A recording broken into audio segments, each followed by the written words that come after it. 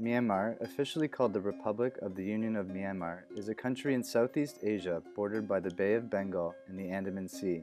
Its neighboring countries include Bangladesh, China, India, Laos, and Thailand. After years of unrest under a strong authoritarian regime, the government has recently announced a series of political and economic reforms, leading Myanmar to newfound fame as Asia's next rising star. What promises does Asia's next rising star hold? Well, Myanmar's economy is expected to grow 4 times that of current levels, with an average annual GDP growth rate of 9.5% by 2030 and achieving an annual GDP of over 200 billion by 2030. With the opening up of borders, foreign companies will be charging in to serve a market of over 500 million people. Over 10 million non-agricultural jobs are also expected to be created, much to the joys of the people of a country labeled as one of the poorest countries in Asia. To fulfill these promises, there are 3 areas that need immediate attention. Firstly, Myanmar needs to transit from a factor-driven economy to an export-oriented manufacturing economy. Secondly, developing infrastructure is extremely important to both support a vibrant manufacturing sector and improve accessibility to goods and services. Myanmar will need a total investment of approximately $650 billion by 2030 in order to reach its growth potential, which includes $320 billion in infrastructural development alone. Lastly, to do all this, Myanmar is going to need nearly 26 million TVET-skilled workers by 2030 to carry out specialized roles in factory production and infrastructure development. TVET stands for Technical, Vocational, and Education Training, which simply means people possessing practical skills and technical competencies that are in demand. Progress must be made in all 3 areas simultaneously in order for Myanmar to fulfill economic potential.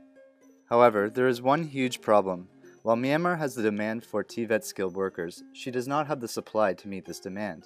The TVET education system in Myanmar is poorly developed, so it cannot produce the kind of skilled workers that are required to develop its economy.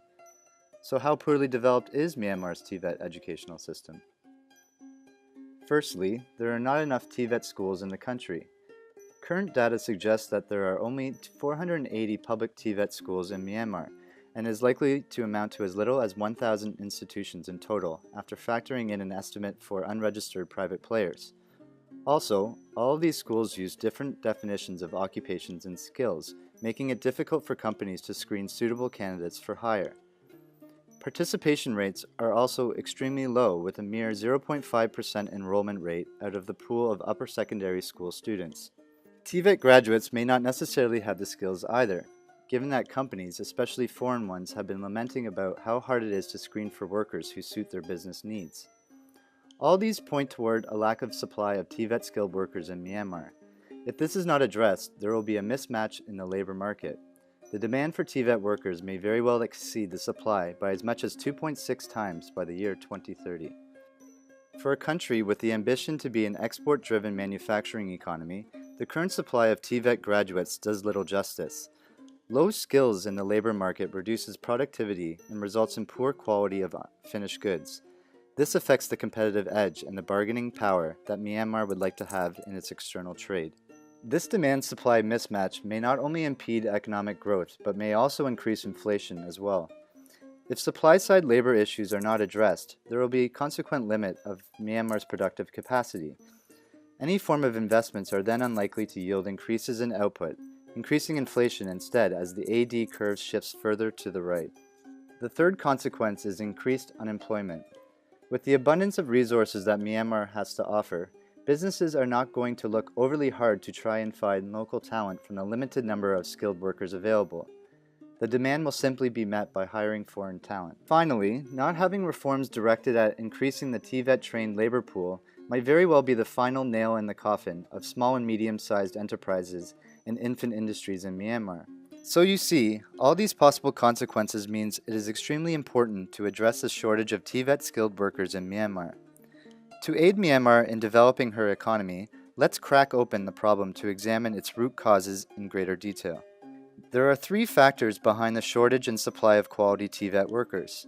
Firstly, there is a small pool of TVET graduates. The reason behind this are high dropout rates, which are at incredibly high levels at around 40%, and low enrollment levels with only 0.5% of upper secondary level students enrolled. These are in turn caused by 3 reasons. Firstly, are preference-related problems. Many have a poor perception of TVET education. Many young people feel that they are able to get better-paying jobs in more lucrative professional-level occupations. Secondly, is inequity in opportunity. People living in rural areas can't access TVET schools as easily as those living in urban areas, given the high fees and that TVET schools are mainly concentrated in Yangon and Mandalay. Lastly, is agency loss. High exam failure rates are largely the consequence of poor teaching. Teachers fail to teach properly due to insufficient training, lack of qualification, and lack of motivation. Secondly, there is no consistent or benchmark quality of TVET institutions across the country. This is due to agency loss and inefficiency issues, especially since the central government has devolved the institutional management of TVET education to 14 ministries. The difficulties in monitoring and coordinating these ministries have led to institutional pluralism, duplication of work, and a lack of coordination. Also, poor design and delivery of the curriculum is an important factor behind quality issues. This is contributed by agency loss at the school teacher level. As explained earlier, teachers are poorly motivated and insufficiently trained, hampering their teaching effectiveness. Also, there is further information asymmetry, as institutions are unaware of the necessary skills needed in the labor market. Simply put, they do not involve employers in the labor market in designing the curriculum. Thirdly, around 10% of Myanmar's population, or 5.5 million Burmese, are estimated to live abroad. This is very high compared to even high emigration countries such as the Philippines.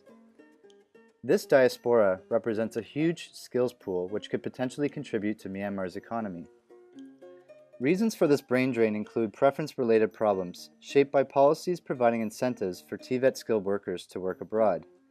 These policies aim to formalize the large unofficial flows of Myanmar nationals abroad, rather than encouraging skilled workers to stay in Myanmar, by providing pre-departure training and skill development in sectors where they are most in demand abroad. Another reason is due to uncertainty problems, as the instability of the authoritarian regime deters workers abroad from returning. And so you see, the problem of TVET skill shortage in Myanmar is multifaceted and a consequence of various factors. But these problems are not unique to Myanmar. Other countries like Sri Lanka and Malaysia have encountered similar issues when trying to revamp their TVET systems in the past. Myanmar can take some examples from Malaysia and Sri Lanka, countries who have been relatively successful in revamping their TVET programs. To solve agency loss at the school teacher level and information asymmetry, Myanmar can revamp the TVET curriculum to include more time for students at the workplace, giving them adequate hands-on experience before they go into the working world. Malaysia, for example, came up with a national dual training system, also known as the NDTS. In this system, modeled after the German TVET curricula, students spend 70 to 80% of their time working in real workplaces to prepare them for the working world, and only about 20 to 30% of their time in training institutions. The government takes the time to foster relationships with chosen private companies in order to understand their needs and allow students to learn directly from industry experts. To reduce dropout rates and preference-related problems, Sri Lanka has created a national vocational qualifications assessment system to rank workers based on skills rather than by grades and paper qualifications. Students are ranked from entry-level skills to planners depending upon their performance, allowing their various levels of competencies to be recognized at their own pace.